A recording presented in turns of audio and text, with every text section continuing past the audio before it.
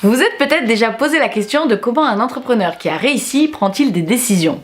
Dans cet épisode, je vais vous parler d'une chercheuse indienne au parcours spectaculaire qui apporte un éclairage nouveau quant à la manière de concevoir le processus de prise de décision de l'entrepreneur. Découvrons ensemble l'effectuation. Avant de commencer, je vais vous faire un petit topo sur Sara Sarasvati, cette chercheuse indienne résidant aux États-Unis, car elle a plusieurs cordes à son arc. En 2007, elle fut nommée l'une des 18 meilleures professeurs d'entrepreneuriat par le magazine Fortune Small Business. Son travail de recherche a remporté plusieurs prix et son livre sur la théorie de l'effectuation fut nominé pour le prix 2009 de l'Academy of Management. Ah ouais, quand même! Sacré palmarès! Ouais, impressionnant, hein? Grâce à ses études, elle amène une vision, une manière de penser où les opportunités d'affaires ne seraient pas exclusivement dues à des découvertes hasardeuses, la sérendipité, mais seraient plutôt créées par l'entrepreneur lui-même. Dans le langage courant, on parle de saisir une occasion lorsqu'elle se présente. Une fois l'occasion saisie, on ajuste ses mouvements et on s'adapte pour répondre à l'opportunité. Dans sa théorie de l'effectuation, elle part du postulat inverse, c'est-à-dire que l'entrepreneur met en place des actions qui génèrent des opportunités qu'il saisit alors. L'opportunité n'est pas l'élément précurseur, mais plutôt le résultat de ses actions.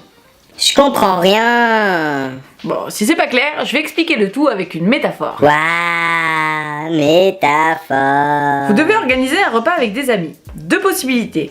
Dans le premier cas, vous imaginez le menu et choisissez les recettes. Vous faites les courses en conséquence et vous organisez votre travail pour que les plats soient prêts lorsque les invités arrivent. Ça, c'est l'approche classique, dite causale. Vous déterminez un objectif, le repas entre amis, et vous trouvez des ressources pour l'atteindre. Vous faites des courses. L'effectuation inverse cette logique, puisque les entrepreneurs regardent d'abord ce dont ils disposent. Par exemple, dans ce cas, vous ouvrez votre frigo, et en fonction de ce qu'il y a dedans, vous cuisinez pour vos amis. C'est la logique effectuale. Vous évaluez d'abord les ressources que vous avez, et vous les utilisez pour vous fixer et atteindre un objectif. Et s'il n'y a rien dans le frigo? Dans mon image, le frigo représente les ressources humaines et les diverses compétences de l'entrepreneur. En tant qu'humain, ce frigo n'est vide pour personne, car on a tous des idées et des compétences. Bonne pirouette. C'est bon, t'as réussi mon test. L'entrepreneuriat n'est pas forcément la nécessité d'une grande et bonne idée. Ce n'est pas non plus obligatoirement être un génie créatif, mais plutôt quelqu'un capable d'assembler un nombre croissant de gens qui peuvent faire grandir et aboutir son projet. L'effectuation voit la porte ouverte pour tous. L'entrepreneur est le point de départ et il dispose de 3 moyens.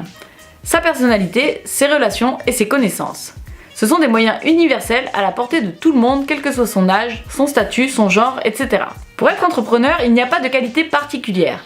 Il faut plutôt s'appuyer sur des moyens humains dont tout le monde dispose. N'importe qui pourrait le devenir, si tant est que son idée soit pertinente et viable. Merci à vous d'avoir suivi cet épisode. On se retrouve très vite pour un nouveau concept dans le Dico du coach. En attendant, prenez soin de vous et à bientôt. Bye bye!